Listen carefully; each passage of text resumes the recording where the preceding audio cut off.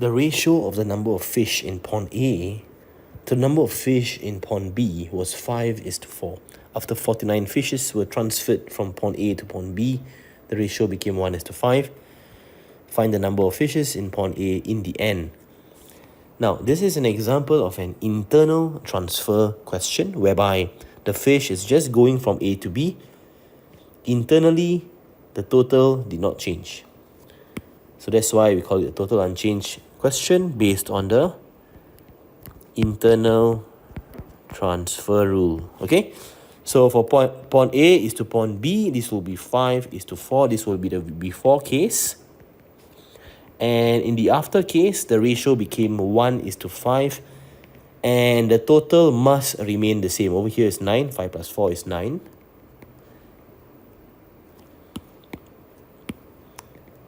And later on, it became 1 plus 5, which is equals to 6.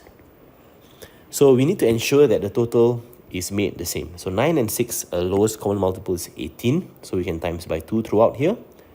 Times by 3 throughout here. We'll get 18 is to 8 is to 10.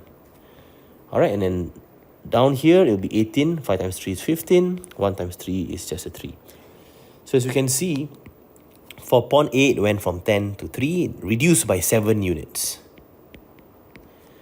And for pond B, it went from 8 to 15, it increased by 7 units. Why? Because that 7 units is equals to that 49 fish that went from A to B. So focus on these two ratio again.